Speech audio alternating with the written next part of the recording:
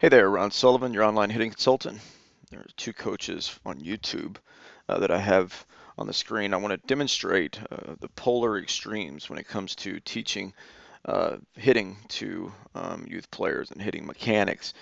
And some of the things you may have picked up watching YouTube, and some of you may be wondering why do they focus so much on this and that? Well, I'm going to show you why the newer guys on YouTube, right, that have a huge following, are teaching what they're teaching, right? You see over here on the left, this gentleman is at a hitting camp. I think this was about 9 years ago. This video, I'm sorry, I don't know the name of the coach. This video is on YouTube. It's called The Golden Rule of Hitting if you want to look it up for yourself. But he's describing to kids at a camp, and I'm assuming some coaches are there, on how he gets to a level bat, right?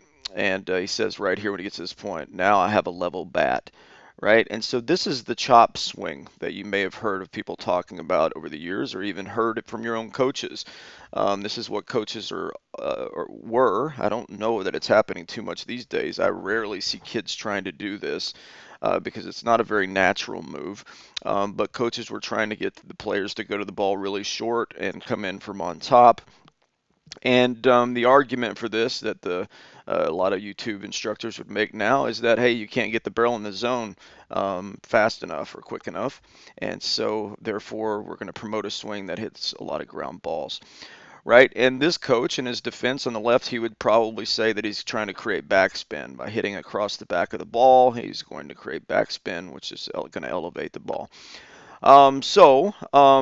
But this is the style that a lot of guys were being taught as they were growing up, and so now on YouTube, you will see opposite extremes, right? And so Antonelli Baseball has about 33,000 subscribers. He has a lot of good information, and so whatever I say here, I'm certainly not trying to suggest that he's wrong for the most part. I understand where he's coming from. But I wanted to demonstrate some of even the new teaching, how I think that it's a little bit off base, that it doesn't really get, especially if you're playing at home, one of the 33,000 subscribers, and you've got an 8 or a 9-year-old, and you're probably not going to be guided exactly the way you need to be whenever you watch a demonstration like what he's doing over here on the right. And I got an example of Cody Bellinger because that's one of the guys that Antonelli Baseball seems to be, he focuses on every now and then. And why not? This is a really good hitter. And this negative movement, or what Antonelli Baseball would call the turning the barrel. So turning the barrel as opposed to pushing your hands across your body, right, or chopping down at the ball, right? And if you watch just this demonstration, this feeling that he's talking about here, and you watch what Bellinger's doing, it's very easy to go, that's exactly what Bellinger's doing. And I'm like a little fish in a big pond here. I realize that, but I'm going to tell you that I don't think that that's exactly what we want to emphasize when we're talking to kids about hitting. And I'm going to try to demonstrate why using Cody Bellinger himself. So, what a lot of guys that teach this, you got to get deep and lay the barrel down behind you, and you'll always see this negative movement of the barrel, right? Again, guys like this really are coming from watch out for this kind of move, right? And so they emphasize the negative move of the barrel quite a bit. The turning of the barrel that he talks about, I think they misunderstand it. I know that he played some level of Major League Baseball, but from listening to his videos, so a lot of the stuff that he demonstrates these days, not necessarily something he did as a player, but there's stuff that he's learned from watching players like Bellinger and so forth. And so he teaches what he sees. All right, and so I'm going to use this example of Bellinger to describe, yes, the barrel looks like exactly what Bellinger's doing, but I'm going to tell you why it's actually different than what he's describing. So number one, if you take notice of Antonelli's, look, I know he's just demonstrating here, and there's probably other examples where he's doing what might consider something different here, but this negative move of the barrel that we seem to be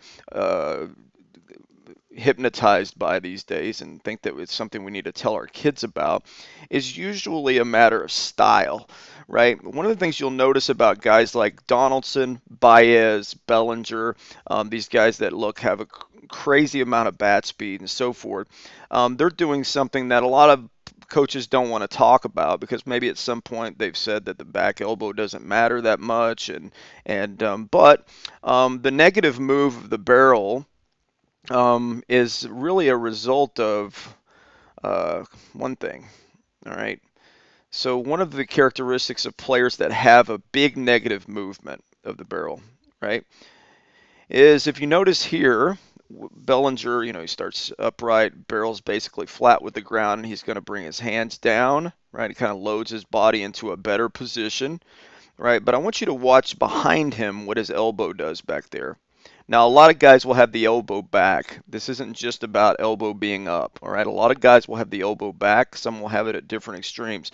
One of the things you'll notice about players that have this big looping barrel behind them is they typically will get the elbow really high in the slot.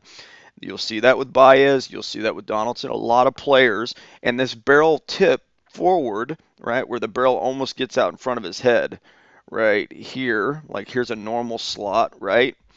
His barrel's kind of pushing out in front of him just a little bit, out in front of his head, right? That's a result of the top hand elbow going up, right, which pushes the barrel ahead. Now, my argument is this. There's no way in the world that this player is going to be able to swing the bat from there. It's just not possible. The top hand arm is eventually going to unload, right? And so because he's put so much emphasis on getting it really high there, right? And let's face it, he's creating a lot of extra bat speed because of that move. But once he gets to this point here, right, you're going to see something you're going to see a lot of players will do. And I'm going to use Murphy as an example, right? Where Murphy doesn't have the, I guess, the barrel falling behind him, that the negative movement that Antonelli baseball would promote, but he's not really concerned with creating a little extra bat speed, I guess, or whatever it is that Bellinger feels comfortable with over there. But you see, as they land in their wave shift, the slot is basically the same, right? So I don't think there's anything in Bellinger's brain that's saying I'm gonna drop the barrel way back behind me, right? He's still trying to feel, I think, something very similar, and I don't think he's not trying to hit a ground ball here by any stretch of the imagination, but I don't think that he's trying to actually lay the barrel down behind him. Now, you'll see guys get really deep in this particular swing. This is an adjustment on a pitch that's on the outer half of the plate. Bellinger is not interested in hitting balls opposite way. So he's going to get the barrel out and around, and when you go that far out and you're going to pull a ball over the right field fence, you're going to get more depth of the barrel behind you. That's just a fact of the matter. You don't have to be, unless you've been taught to chop at the ball, you're probably going to do something very similar to this, right? So the negative move that everybody's teaching is usually a result of that and that, right? It's falling because you can't hit from this position. There's no way, right? And so the emphasis on the elbow going up, right, is to give him a little bit more of an early move, but it's not, in my opinion, right? It's not. I'll go back to here, take this away. It's not just a matter of turning the body and laying the barrel down, right? You can see that with his elbow. It's just kind of back, and his hands haven't really moved. He's just twisting his body and letting the barrel fall, right? This is something that a lot of players and a lot of guys that are watching YouTube now, and you'll just go and read in the comments section below this video, and how people will tell me I don't know what I'm talking about, and I'm teaching players to chop, even though I don't. But nonetheless, if you're not doing what Antonelli's describing here, then you must be teaching a push. You must be teaching something other than what real major league hitters do. And then you see example after example after example after example of guys not even coming close to doing this depth that everybody's talking about, getting the barrel behind you and swinging up on the ball. I really can't understand why we're teaching that, other than the fact that guys are so concerned that coaches are teaching this. Now, I will say, and if you've listened to me very much, not one young player that's learning the game will do this ever, ever, ever, ever. Not one player will naturally try to push the barrel, right? And you go to Antonelli baseball, he'll talk about pushing the barrel. Nobody will do that naturally. It's just not going to happen. Now, there are coaches perhaps that are teaching it, and I wish that would be something that would be a little bit more clarified on sites like Antonelli Baseball, because the position is, well, if you're not doing what I'm showing, then your player must be pushing the bat. No, not one young player will naturally push the barrel. They drag the barrel, which is a bad thing. Some people would call it a natural swing. You're dragging the bat behind you. You're dragging the weight from behind you and lugging it around. And so you have to be taught to work a little bit shorter. Now, I'm not saying shorter equals what's happening over here on the left, but they definitely need to learn to work shorter. And shorter to me is exactly what most Major League Baseball players do.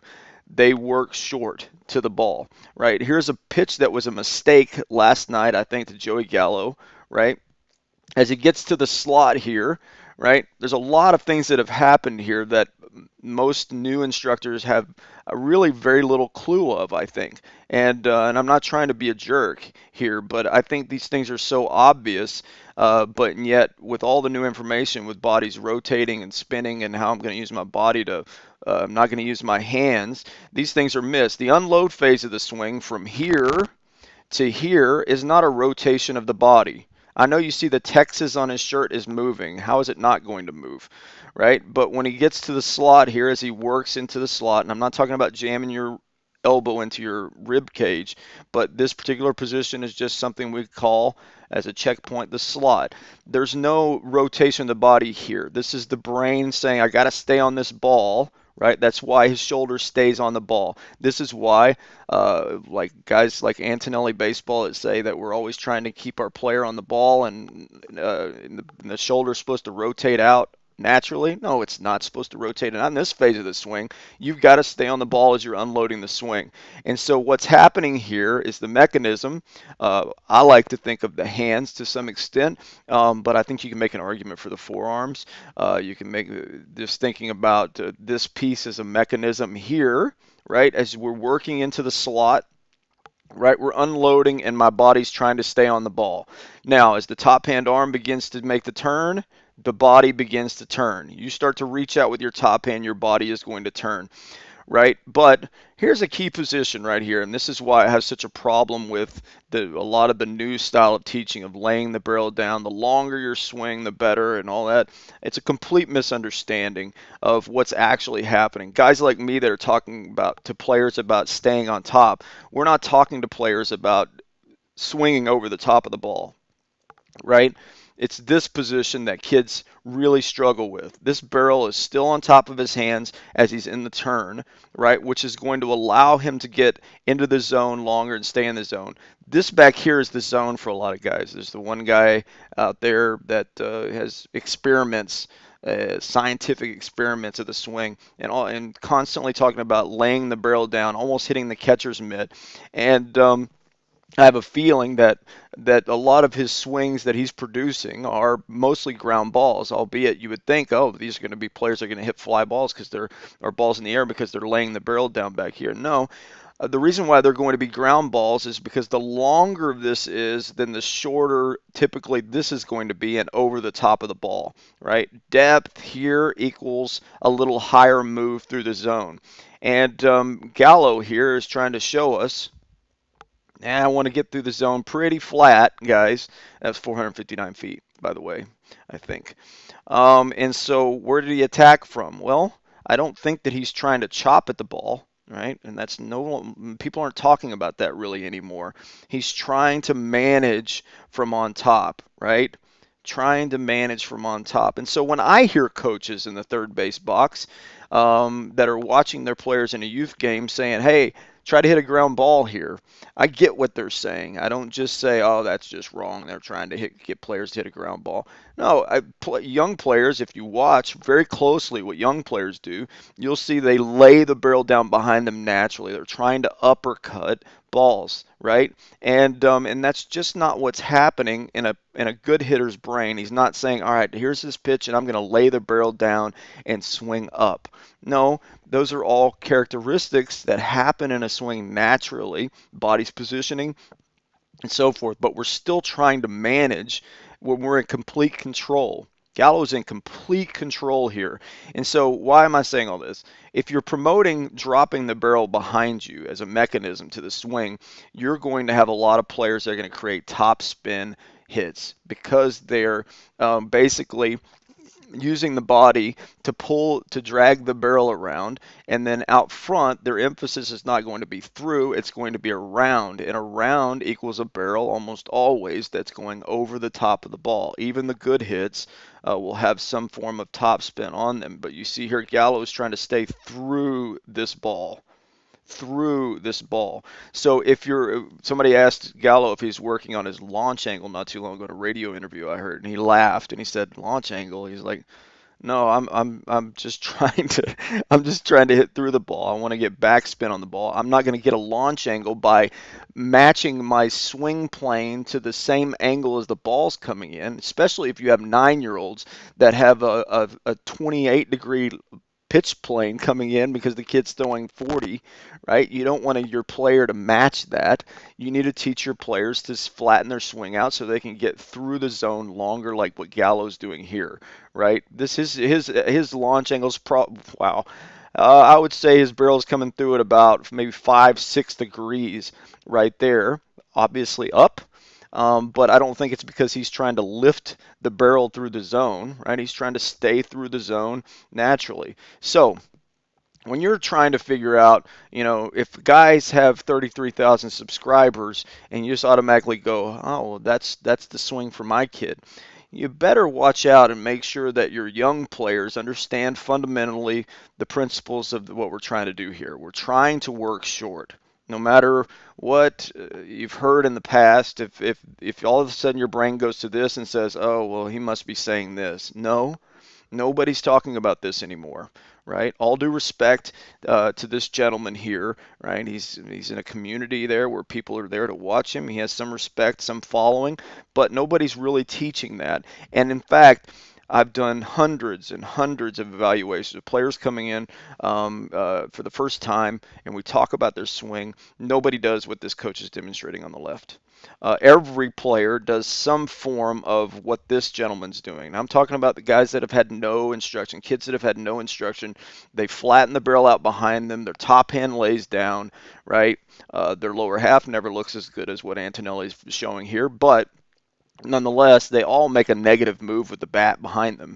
That's not something that we should teach our young players, right? Teach your players to work short. Teach them to unload the bat like this, just from there to there, and I promise you, your game gets a lot better, right? You learn how to do that move, right? And if somebody's telling you to start rotating from the top of the swing here, oh, the hands start rotating, this starts rotating, just run for your life, because it's not how the swing works. There's a phase in the swing that so many people don't understand right here, right? That piece that nobody understands, it seems, that's teaching on YouTube these days. Everybody's saying the swing's spinning. Watch the hands. There's Pete Rose from the top, bird's eye view. His hands are rotating. Well, Pete Rose had his elbow tucked underneath his hands. He's going from this point forward, right? If you start in this position in your swing, your hands will begin to rotate early, right? If you want to get your hands back and destroy baseballs, right, you're going to start with them back like this. But if you're going to start rotating them from here, you're going to have a world of problems. Ron Sullivan, your online hitting consultant. Thanks.